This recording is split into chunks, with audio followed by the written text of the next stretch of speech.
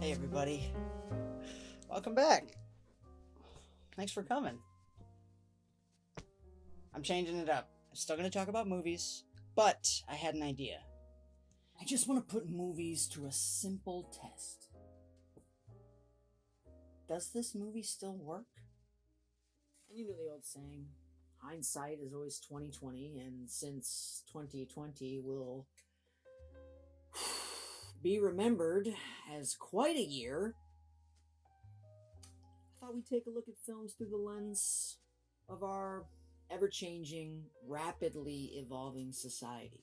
Things that were once acceptable now maybe are not, and for good reason. Things that were once demonized now are not, and for good reason. So if we peel back the layers of society that some of our favorite films were created in, at the heart of it, does the simple story reach through all that time and still able to touch us? Make us feel something?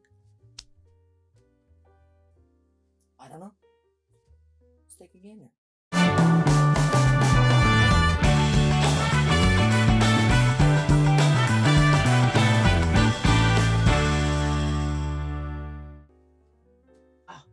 Wait a minute. Two Lonely Hearts and a movie about second chances. Let's see if Sleepless in Seattle still works, shall we? Orca, can you hold this, buddy? Thanks. First, I want to do a little review. And it'll be spoiler free, even though this movie is like 35,000 years old. Don't worry. Let's set the stage and the scene first. It's 1993, right? 90s have kind of just started to come into their own, and it's beautiful. I'm 6 years old. Clinton has just taken office, and Saturday mornings were never better. Things were good and right. This is a decade where the worst presidential controversy was a douchey blowjob in the Oval Office from a cute, impressionable girl. I did not have sexual relations with that woman. I've said that if Ivanka weren't my daughter, perhaps I'd be dating her. You know. I gotta use some Tic Tacs just in case I start kissing her. You know, I'm automatically attracted to beautiful. I just start kissing. It's like a magnet. I don't even know. And when you're a star, they let you do it. You can do anything. Whatever you want. Grab them by the pussy.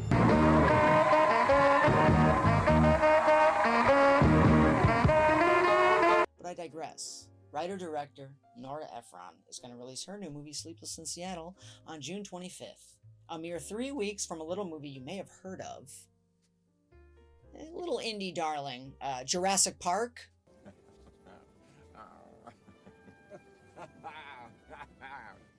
And that's not all. This year saw Miss Doubtfire, Cliffhanger, The Firm, Philadelphia, Schindler's List. God, what else? Did I say Miss Doubtfire? I think I said Miss Doubtfire. Point is, there was a lot of competition. And even with all that, this thing managed to make $227 million worldwide and garner broad critical praise. American Film Institute put it at number 45 in its greatest love stories of all time and in its top 10 romantic comedies of all time. It's cute. This thing has 90s era Tom Hanks. Full Spencer Tracy mode, man. Like, it's his best decade, arguably. You got Meg Ryan at the top of her game. She makes it look so easy. I don't know if she's ever been better. We have a wonderful, perfect Rob Reiner. We have a perfectly cast Rosie O'Donnell. Oh, really? Do you remember Rosie O'Donnell before The View? You remember Rosie? She had her show and she would throw cush balls at the audience. It was so cute. But even with all that, the real star of the show here is writer-director Nora Ephron. Her direction, her color palette, her creativity. It's so subtly cinematic. You never even notice. It's the least show-offy movie you've ever seen. She knows exactly how long to hold on one of her performers. She knows exactly when to push in. And this is one of the hardest things you could ever do as a director. She also knows how to shoot and edit for comedy. But the real cherry on top of this decadent cheesecake is her script. It's effortlessly brilliant. This film traffics in emotional whiplash, and it's one of the best balancing acts in cinema. You go from heartbreaking heartache directly into witty, hilarious, character-driven comedy. This is a film about second chances and hope, and to me, Sam represents that. Then we meet Annie, and with Annie comes the themes of fate, destiny, and taking chances. She wants that magic in her life, like her mother had. Magic. It was magic. Like Sam had. You know, she's never had what Sam tragically lost. And I knew it. It was like magic. This is a movie about falling in love like a movie. It openly references romance tropes, and it even utilizes a borrowed storyline from An Affair to Remember. Then, it's openly satirical to its own theme. That's your problem. You don't want to be in love. You want to be in love in a movie. So even though this is a movie making fun of falling in movie love, you're tricked into feeling for two characters slowly falling in movie love. It's cute. And here's the real magic trick.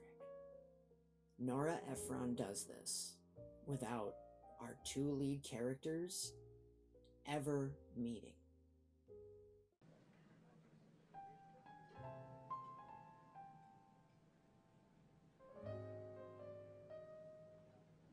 It's a sign. And it's fucking funny. Where's Baltimore? Ah, it's right there. Look, 1, 2, 3, 4. There's like 26 states. It rains 9 months of the year in Seattle. There is no way that we are going on a plane to meet some woman who could be a crazy, sick lunatic. Didn't you see Fatal Attraction? So there you go. I love it. Go watch it. Enjoy it. Love it. Come on back, because we're going to discuss whether or not it's worth a damn. Because it's late. We're just going to go for it. Fuck it. We're just going to go for it. Fuck it. So here we are. The real reason I wanted to try this whole thing in the first place. Let's find out if it still works. I wrote down a bunch of stuff. I just rewatched it tonight.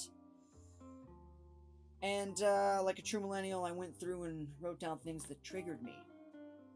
No, they were just things that, I noticed through the new eyes. That went, maybe.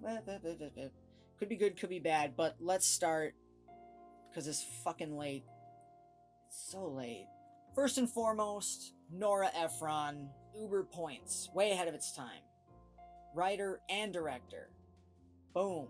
Female. Awkward crackers. Oh, honey, what a shame. We had some champagne, and what did we use it for? Uncle Milton's parole. Man, Annie's family is so fucking weird. I'm allergic to bees. Harold is allergic to every type of bee. Allergic to bees? I'm allergic to bees. Stop saying that, weirdo. So, points for that. No CGI, What the hell? You're telling me there's no beam in the sky that can be shot into the Earth's core, or some monster erupting from the seabed? What's going on? I should have warned you ahead of time, but this is going to have spoilers. Oh, I think I did. It's really late, folks. Christmas music on the radio. Still annoying. Jingle bells, jingle bells. Annie's in the car. She's listening to a radio talk show. And I thought, well, that's stupid. That would be a podcast. Points against. When we see Annie's work, there are two white males, straight a-holes, who obviously don't deserve the job they have. You know it's easier to be killed by a terrorist than it is to get married over the age of 40. Ahead of its time. Rosie throws transvestites in with drug addicts and murderers. The guy could be a crackhead, a transvestite, a flasher, a junkie, a chainsaw murderer. Seemed a little harsh. Sam and Jonah are watching the New Year's Eve celebration. And Jonah's asleep before the ball drops. I'm in my 30s now, and yeah, whatever, I don't care. There's a horrifying Karen. Well, I've got to rush. La decorateur calls. Bye. Bye-bye. Sam works for her. He's an architect, and she is, oh my god, terrible. So that's out of its time. Points. Sam gets a lot of letters after his radio moment. Christmas Eve, he phones in one of those radio call-in shows, tells them, I need a new wife. He gets a lot of mail. It's like creepy DMs. Creepy level rising. Sam's getting back out there and he's dating. His best friend says, well, all women look for is pecs and a cute butt. That's what I'm trying to tell you. What women are looking for. Pecs and a cute butt. No. That is not true. That's not true at all. I don't know. No one knows what they want. Ever. Ever. You don't know. Points against. Tiramisu. No one cares about tiramisu. Sam says, I don't think I could let a woman pay for dinner. lead? What was that supposed to mean? It's 2020, man. Come on. Rob Reiner and Tom Hanks kind of check each other's ass out. And there's no gay panic moment. Like, oh, let's check out a girl now. Not bad. Good work. Honestly. I don't know how many movies from the 90s and 2000s I've seen with moments like that. Sam, to get back out there, calls a woman. I thought, well, this is insane. What planet is he living on? You would never call. You would never call. No.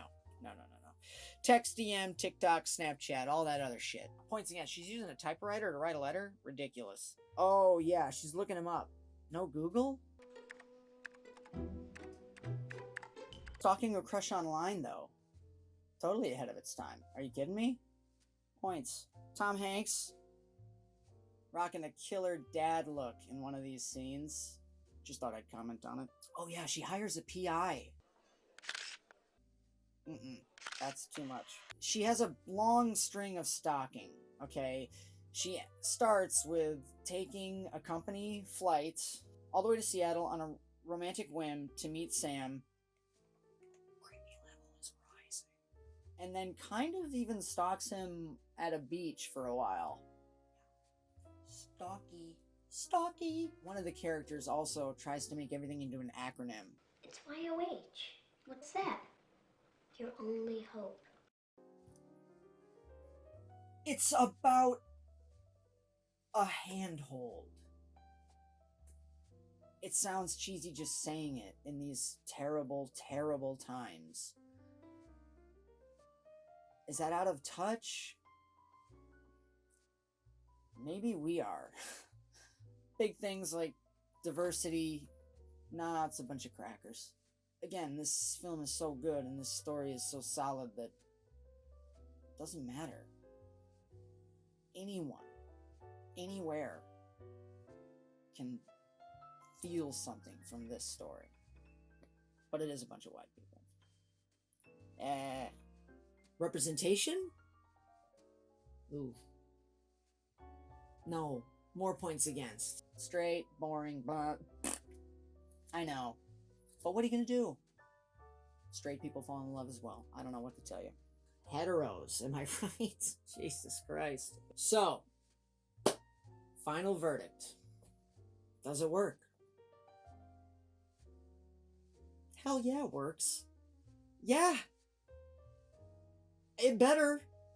Listen, if a movie like this doesn't work anymore, we're in trouble.